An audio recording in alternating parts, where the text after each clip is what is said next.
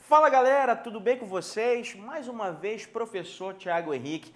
Para dar continuidade à nossa playlist de climatologia, é importante que vocês voltem na playlist, deem destaque para as aulas sobre ventos, sobre monções, sobre circulação geral da atmosfera e hoje a gente vai adentrar justamente uma parte muito importante para a tua prova do Enem, que trabalha justamente as massas de ar que agem no Brasil.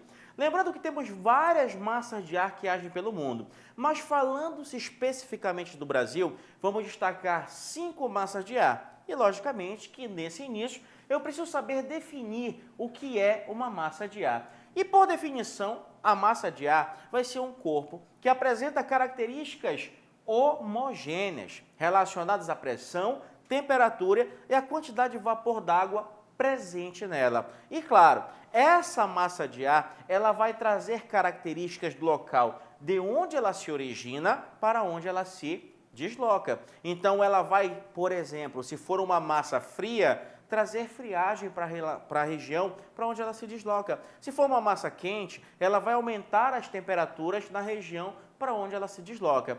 E de acordo com a origem dessas massas, eu posso destacar que essas massas, dependendo da sua origem, podem ser ou pode se destacar por ter uma origem tropical ou equatorial ou uma origem polar. A origem tropical ou equatorial, ela define justamente a temperatura dessa massa, se ela é quente ou se ela é fria. Mas também essa massa pode ter uma origem oceânica ou uma origem continental. A origem oceânica e continental define se essa massa vai ser uma massa úmida ou uma massa seca. Por exemplo, quando uma massa é tropical ou equatorial, sem exceções, ela vai sempre ser uma massa quente, por se formar em uma região quente. Quando uma massa for polar, ela vai sempre ser uma massa fria, justamente por se formar em uma região fria. Já quando a massa for oceânica, ela vai sempre ser uma massa úmida. E quando a massa for continental, ela vai ser seca. Apesar disso, temos uma exceção que a gente vai ter que lembrar aqui para o Brasil, mas no geral seguiremos a regra: massa tropical equatorial quente, massa polar fria, massa oceânica úmida e massa continental seca. Eu vou reduzir aqui para vocês verem quais são as massas que agem no Brasil.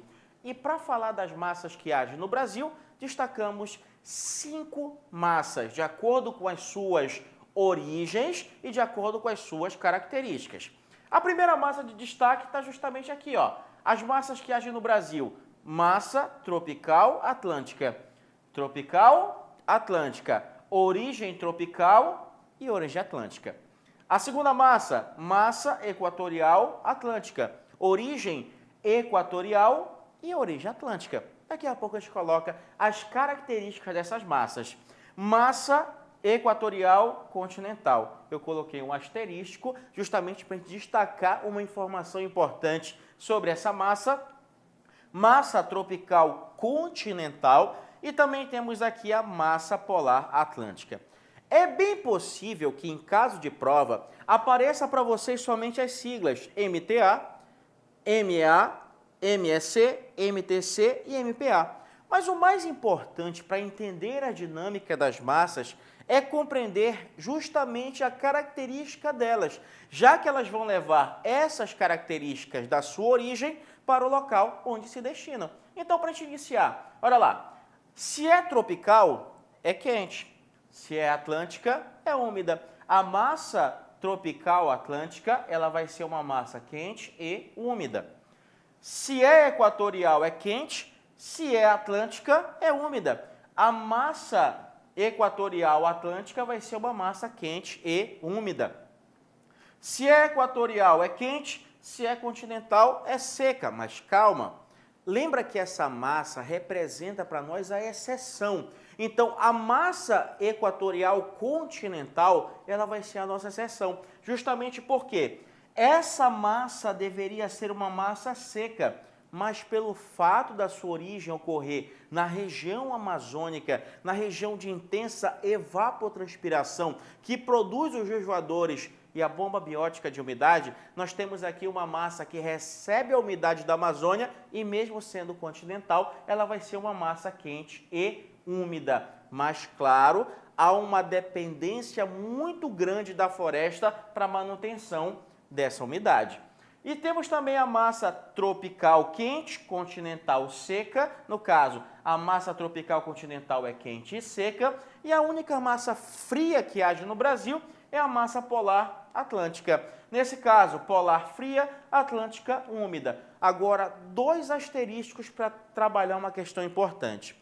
A origem da massa polar atlântica é na região da Patagônia, uma região relativamente seca. Todavia, quando essa massa se desloca pelo oceano e quando ela chega no Brasil, ela vai ter contato com regiões relativamente úmidas. E isso vai justamente trazer para as áreas onde ela se destina, as áreas onde ela vai, para onde ela vai se deslocar, a umidade. Por isso a influência dela vai ser uma influência fria e úmida. Mas no geral, quando tu olhares para cá, tu consegue perceber as características do clima no território brasileiro. É um clima predominantemente quente e úmido. Temos a ação de massa seca, temos a ação de massa fria? Temos, mas no geral temos que lembrar dessas características. Mas acompanha comigo. Eu vou puxar a terrinha daqui, ó, para que tu possas perceber o seguinte. Não, melhor, vou trazê-la um pouquinho mais para frente para vocês. Agora, tu pode analisar da seguinte maneira.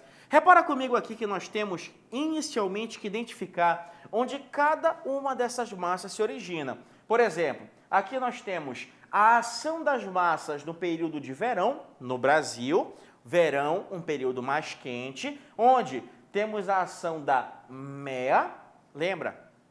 Massa equatorial atlântica, quente e úmida. A ação da MEC, massa equatorial continental, a nossa exceção, quente e úmida. Massa tropical continental, quente e seca. E a massa a massa tropical atlântica, quente e úmida. Repara que então nós temos aqui a ação dessas 5 massas. O que vai predominar no Brasil no período de verão é um período bem quente, bastante quente e bastante úmido. Nesse caso, o que acontece? A MEA, ela é puxada em direção a essa região do território brasileiro, trazendo para essa região umidade. Então, desde aqui da faixa litorânea do Amapá até a região do norte do Nordeste, ficou estranho, mas é a porção norte do Nordeste, ou melhor, a porção setentrional do Nordeste. Essa região vai ser toda influenciada pela umidade advinda do oceano. E claro que a MEC é a massa de maior ação nesse momento, porque a MEC, pelo período de intensa evaporação, ela está se abastecendo e claro que ela vai acabar migrando para quase todas as áreas e as regiões do país. Não te esquece que ela é uma massa chamada de massa equatorial continental e que ela é quente e úmida. Ela leva a umidade da Amazônia, inclusive, para a região sul do Brasil, que tu sabes, na nossa playlist, seria uma região que tem uma vocação para a formação de áreas ou de regiões áridas. A MTC também age aqui nessa região sul e sudeste do Brasil, e a MTA também vai agir, sendo atraída pela elevada temperatura que se forma aqui na região sul e sudeste, numa zona de convergência chamada de Zona de Convergência do Atlântico Sul, onde toda essa umidade vai convergir nos estados de São Paulo, Rio de Janeiro e assim por diante. Nós temos justamente essa umidade convergindo para essa área. Quais são as consequências disso para o Brasil? No período do verão, por conta da ação dessas massas quentes e úmidas, a gente vai ter períodos de muita chuva e de elevada temperatura. Por exemplo, chuvas na região do Nordeste setentrional. Essa área do Nordeste, eu vou ter chuvas em grande quantidade. Se tu viajares para Fortaleza nesse período de dezembro, tu vai encontrar um período de bastante umidade, muitas chuvas. Na Amazônia nós temos chuvas, na verdade porrada de chuva na Amazônia. Tanto é que para tu lembrares nós estamos aqui na Amazônia, Belém. O período de dezembro, tu costuma chamar de período de inverno amazônico. Na verdade, o Brasil está no seu verão. Esse inverno amazônico ocorre justamente por conta da ação dessas massas e pela elevada evapotranspiração. Então, como nós temos uma intensa ação dessas massas nessa região, está chovendo muito em Belém, está chovendo muito na região norte, está chovendo muito na região amazônica. Além disso, aguaceiros no sudeste do Brasil, momento de pancada de chuva no estado de São Paulo, Rio de Janeiro, Espírito Santo, Minas Gerais, é um período propício por conta do encontro de duas massas de grande umidade, tanto a MTA quanto a MEC. Além disso, temperaturas mais altas nessa região por conta da ação da MTC, que é uma massa quente, mas também da MEC, que é uma massa quente, e da MTA, que é uma outra massa quente, e chuvas orográficas nessa região nordeste. Já falamos sobre chuvas, num outro momento, importante tu olhares a nossa playlist. E claro que a gente tem também a redução da pluviosidade nessa região aqui do Nordeste Oriental, Salvador, Recife, Natal. No período de dezembro é um período de alta temporada para essa região. É um período que temos o verão de fato dessa região com uma menor quantidade de chuvas.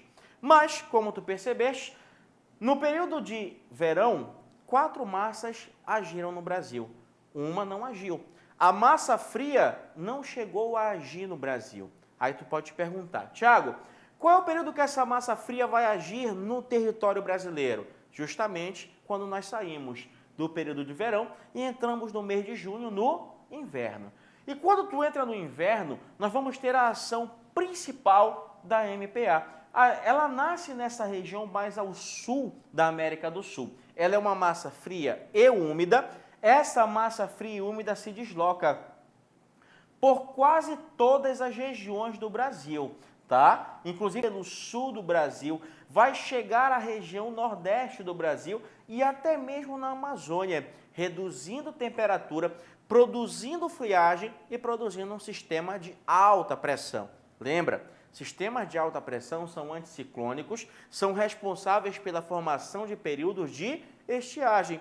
As massas quentes, como a MEA, a MEC, a MTC e a MTA, elas vão ter ações mais modestas nesse momento, pela redução da evaporação, tanto oceânica como da floresta. Então, repara que agora, nesse momento, nós vamos ter a MEA com uma ação muito mais local, a MEC com uma ação muito mais voltada para a região sudoeste da Amazônia, e nós vamos ter também aqui ela agindo nessa parte noroeste, ou seja, o oeste da Amazônia ainda com chuva, mas a porção mais oriental da Amazônia com redução de pluviosidade, no momento em que nós começamos a chamar aqui essa redução de pluviosidade de verão amazônico.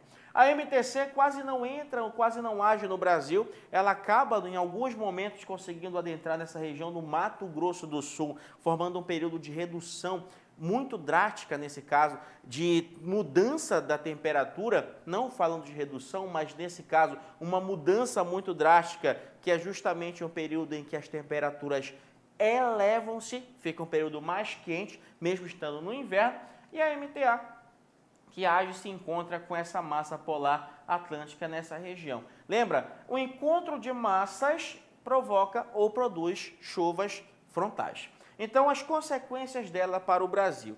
A chegada da massa polar atlântica vai trazer para a gente neve e geada no sul do Brasil. Além disso, frentes frias na região sudeste e também redução da temperatura e, agora importante, pluviosidade nessa região aqui do Nordeste brasileiro, Salvador, Natal, Recife, são regiões que estarão chovendo bastante nesse momento, no mês de julho e julho. Temos aqui também friagem chegando na Amazônia e, claro, a formação de um centro, chamado de centro anticiclônico nessa região sudeste do Brasil, produzindo secas como a que nós estamos percebendo agora. Além disso, ao avanço dessas massas pelo centro do Brasil, por serem massas frias, que perdem a umidade aqui e avançam mais secas, produzem sistemas anticiclônicos que vão reduzir pluviosidade, principalmente no Cerrado e no Pantanal, um momento propício e característico para que essa região possa reduzir pluviosidade, tenhamos queimadas que são comuns desses momentos. Então é muito interessante que vocês possam fazer análise e diferenciar o período de verão. A massa que age principalmente no Brasil no verão é a MEC. A massa que age principalmente no Brasil no inverno é a MPA. E esses são os pontos mais cobrados da tua prova. Espero que tenha dado para fazer tuas revisões. Deixa o teu like, as tuas dúvidas, os teus comentários. Se possível, compartilha. Acompanhe as próximas postagens. Estamos fazendo as tuas revisões e as tuas análises para que a gente possa se preparar da melhor maneira possível. Um abraço para vocês e até mais, pessoal.